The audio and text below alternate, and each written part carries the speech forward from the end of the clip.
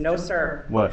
You are in custody right now. If you leave the courtroom, it's a felony escape. That's a felony to put me in custody because you have no authority or jurisdiction or standing. All right, guys. This might be one of the most heated and explosive court hearings I've seen in a long time.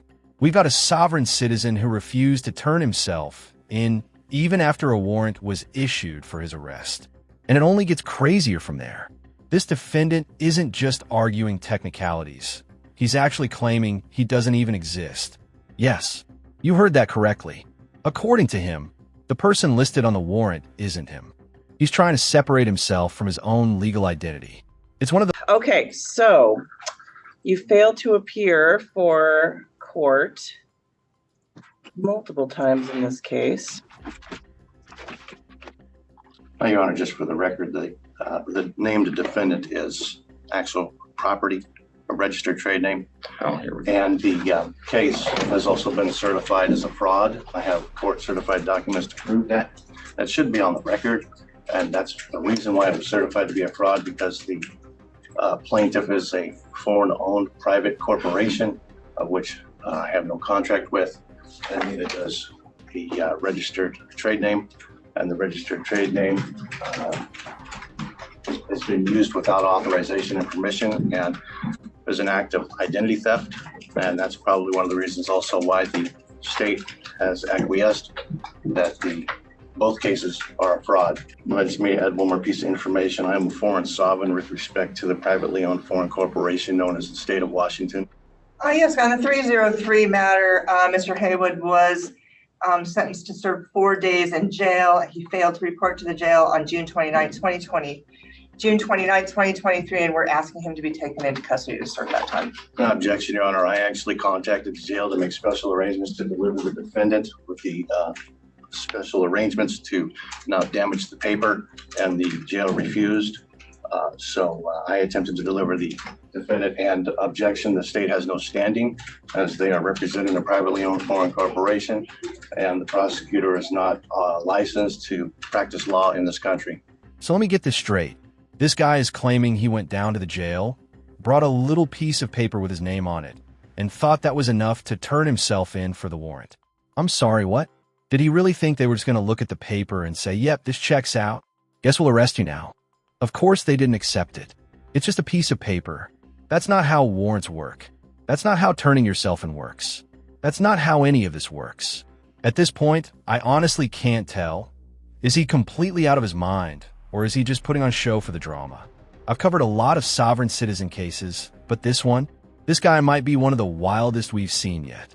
He just keeps pulling arguments. Okay, so I think it's the 303 that he was convicted and ordered to do jail, and you believe that he didn't comply with jail because there's a docket entry that said defendant complied with jail. Maybe that was an error.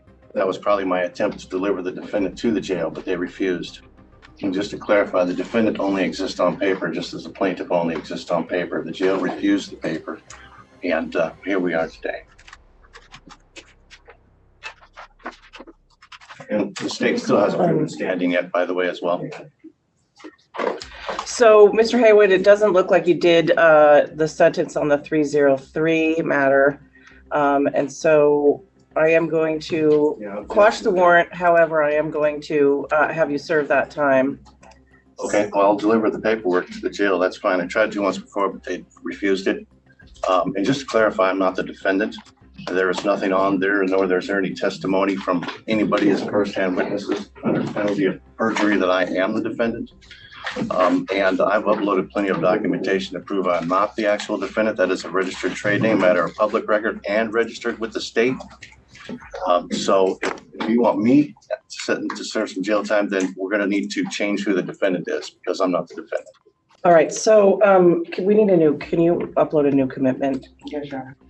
And the reason they couldn't put my name on there as a defendant is because I'm a foreign sovereign with respect to the corporate entity known as the state of Washington, of which I have no contract with. Well, you had your day in court on the 303 matter. You had a trial.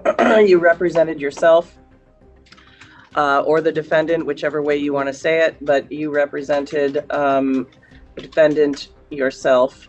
And you were convicted and you were ordered to serve 4 days in jail. You didn't do that. And so The defendant was ordered to serve 4 days in jail, and I attempted to deliver the defendant to the jail, but the jail refused. okay, well, I'm going to make sure that they don't, because I've done a new commitment for you today so that they won't refuse for the defendant to serve that time. You're going to serve those 4 days and then you'll be released, and nothing more will happen on that 303 case. You'll be done. And then this case will be heard August 24th at 10:30 in the morning. If you change your mind about representing yourself, then you can ask for help if you want it. If you don't want help, we don't have to have it. So we'll see you in August. I'm going to have you take a seat right over there. I won't be here for the defendant on August 24th. Would you like me to deliver the defendant to the jail? I would like you to sit over there Is there any standing with the or defendant. jurisdiction chosen, proven here yet? Please go take a seat. Okay, so let the record reflect no jurisdiction has been proven. All right, this whole two personalities angle is getting way out of control. At this point, I honestly think the judge could have held him in contempt already. He's being rude, constantly interrupting, and repeatedly challenging the court's jurisdiction like he actually thinks he's got a shot at winning this. The moment he said he doesn't even identify with his own name, yeah, that's when things crossed into absurd territory. You can't walk into a courtroom, deny your legal identity, ignore procedure, and expect the system to just play along. That's not how this works, especially when you're the one facing Back in. And neither has the identity of the defendant definitively been established. Okay, please go take a seat. Sonia Sesko, customer 2310242. Mr. Haywood, sit down. Am I obligated to follow these rules? You are going to sit down right now. Do you have any jurisdiction? I don't believe you have any jurisdiction that's been proven yet. Please sit down. Are you threatening me with violence? I'm asking you to sit down. You only have authority over the defendant. You have no authority. What are you doing? Mr. Haywood? You're escapist? I got things to do. No, sir. What? You are in custody right now. If you leave the courtroom, it's a felony escape. It's a felony to put me in custody because you have no authority or jurisdiction or standing. You got some proof of that? Okay, well, we are all being recorded, so if you leave this courtroom, it'll be a felony escape charge. Your choice. Okay, well then, I guess in the best interest of peace, in regards to your violence, I will go ahead and relax for a minute, but let's get with it. I got things to do.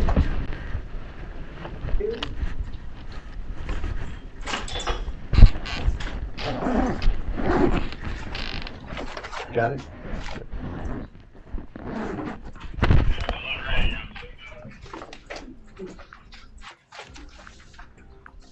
What was that just thrown? Car keys. Do you know that person? Yeah, they're my boys. Okay. All right. So thank you. Mr. Haywood has been very disruptive. He tried to leave the courtroom once he was placed in custody. So just FYI, be careful with him. So, give me a break. Can I just see just need to see it, thank you. Can I see who's being put into custody, please? I just need to see the name. I just need to see the name of the person. Okay, that's not me, that's the problem here. Christopher Sanborn's matter. We're here today on That's not me. Who's that? The name is saying it, but that's my registered trade name. I got all that documentation right here. Okay, good. We're going to take care of it. Okay. Yeah. Well, this is the defendant, technically. If you want that, I can go when you put everything, try that. Hold on 1 second. Well, that's taken care of. We can see that we're gonna get the right name. Did she file a notice of appearance? I will make sure that she does, Your Honor. Okay. Yeah, sorry, I haven't had enough coffee yet today. So yeah, no, you've got Ms. Bradshaw, so that's fine. You don't need to do those forms. But she does need to file a notice of. All right, that's enough of this sovereign idiot. It's about time they took him into custody. This guy is clearly mentally unwell, and he's got the entire sovereign citizen script down to perfection. I wouldn't be surprised if he's one of the leaders in those online forums, spreading all this nonsense. They seriously think they can just reject laws by claiming they're not part of the system. Newsflash, it doesn't work like that. You can scream, "I'm not subject to your laws," all day long, and you're still going to jail. It's like they think they're hacking the system, but really? They're just digging themselves deeper into trouble. These sovereign citizens are so wrapped up in conspiracy theories that they can't even see they're only hurting themselves. It's honestly sad to watch. The law doesn't care about your sovereign claims. You can shout all you want, but it won't save you. Just like everyone else who refuses to take responsibility, you're still going to face the consequences. And here's the kicker.